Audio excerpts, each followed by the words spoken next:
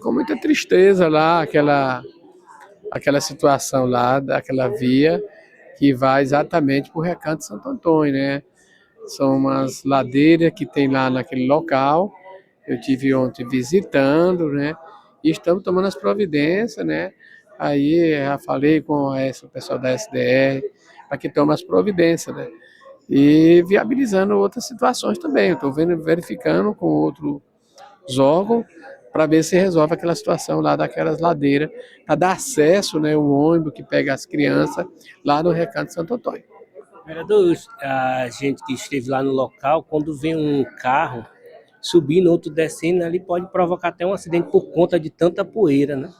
Com certeza, eu também presenciei um carro lá e vendo aquela situação, porque realmente é uma situação que é para o poder público resolver da melhor forma possível, mais rápido possível.